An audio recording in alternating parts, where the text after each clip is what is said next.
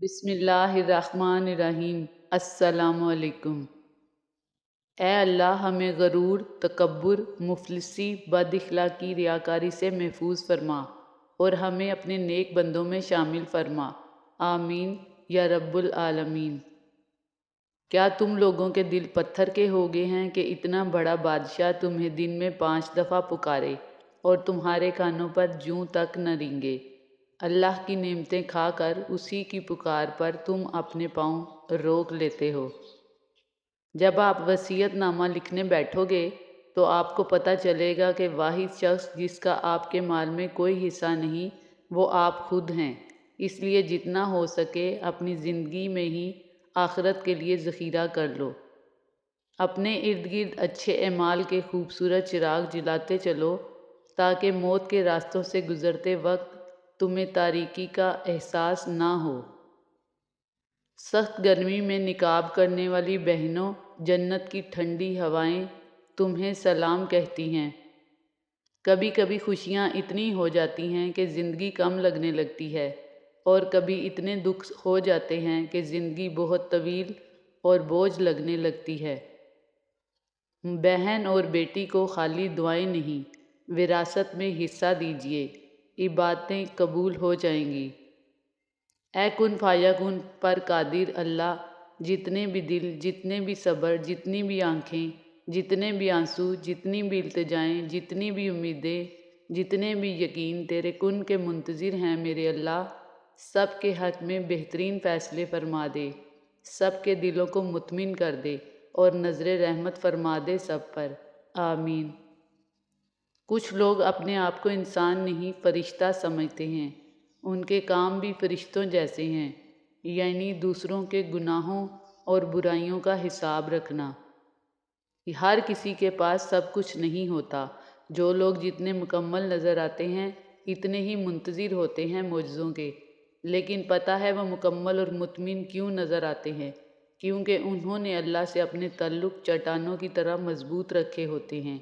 انہیں یقین ہوتا ہے، وہ دعاؤں میں رونے والے ہوتے ہیں، لوگ کیا کہتے ہیں اس سے انہیں فرق نہیں پڑتا۔ کچھ امیدوں کے ٹوٹنے سے زندگی رکتی نہیں ہے، جیسے گھڑی خراب ہونے سے کبھی وقت رکا نہیں کرتا۔ جو دل دوسروں کی تکلیف پر بے چین ہو جائے اس دل میں اللہ تعالیٰ کی محبت ہوتی ہے۔ روشنی کی امید رکھو مگر امیدوں پر زندگی مت گزارو۔ اٹھانا خود ہی پڑتا ہے تھکا ٹوٹا بدن اپنا، کہ جب تک سانس چلتی ہے کوئی کاندھا نہیں دیتا۔ جسم روتا ہے پر روح نہیں روتی، ان سے پوچھو جن کی ماں نہیں ہوتی۔ اللہ تعالیٰ قرآن میں فرماتے ہیں کہ میں کسی بھی جان کو اس کی طاقت سے زیادہ نہیں آزماتا ہوں۔ تو کیسے ممکن ہے کہ تمہاری آزمائش ختم نہیں ہو سکتی؟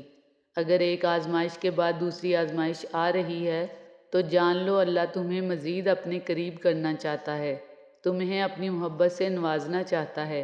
وہ جب تک آزمائے گا جب تک تم مکمل اس کی محبت سے سرخرو نہیں ہو جاتے۔ عقل کا اندازہ عمر سے نہیں لگایا جا سکتا۔ کتنے بچے روشن دماغ ہوتے ہیں اور کتنے بڑی عمر والے بھی عقل سے پیدل ہوتے ہیں۔ لوگ ٹوٹی ہوئی چیزیں پھینک دیتے ہیں مگر خدا ٹوٹے ہوئے دل کو سب سے زیادہ پسند کرتا ہے، اتنا زیادہ کہ اس کے بدلے میں اپنی سب سے بڑی نعمت جنت کی ابدی بادشاہی دینے کے لیے تیار ہے۔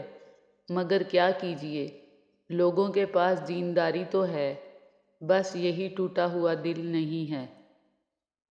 دنیا میں ہزاروں طرح کی محبتیں ہوتی ہیں، لیکن یہ جو ماں کی محبت ہے نا، یہ تمام محبتوں کی ماں ہوتی ہے۔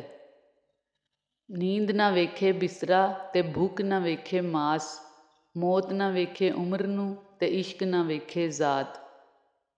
آپ کی زندگی میں جو بھی فیز چل رہا ہے اس فیز تک آپ کو اللہ تعالیٰ لایا ہے، آپ خود نہیں آگے۔ اللہ تعالیٰ نے آپ پر مشکلیں بھی ڈالیں اور آسانیاں بھی، تاکہ آپ شکر اور صبر دونوں سیکھیں۔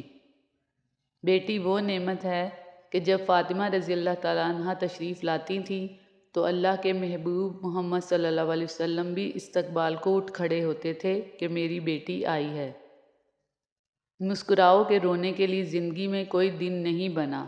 اڑو کہ اڑنے کا حق صرف پر والوں کے پاس نہیں، اور ایسے کھل کر مہکو کہ تم سے بہتر گلستان میں کوئی گل نہیں۔ اچھائی کے لیے لازم نہیں لوگوں کے ساتھ اچھا کرو، اچھائی یہ بھی ہے کہ کسی کے ساتھ کچھ بھی برا نہ کرو۔ تاریخ ہزاروں سال میں بس اتنی سی بدلی ہے، تب دور تھا پتھر کا، اب لوگ ہیں پتھر کے۔ مجھے مال و زر کی ہوس نہیں، مجھے بس تو رزق حلال دے۔ میرے ذہن میں تیری فکر ہو، میری سانس میں تیرا ذکر ہو، تیرا خوف میری نجات ہو، سبھی خوف دل سے نکال دے۔ تیری بارگاہ میں اے خدا میری صبح شام ہے یہی دعا، تو رحیم ہے تو کریم ہے، مجھے مشکلوں سے نکال دے، میری آخرت سنوار دے۔ آمین ثم آمین۔ ہم سب پرفیکٹ کہاں ہوتے ہیں؟ ہمیں ہمارے ادھورے پن کے ساتھ قبول کرنے والا انسان ہی سب سے زیادہ پرفیکٹ ہوتا ہے۔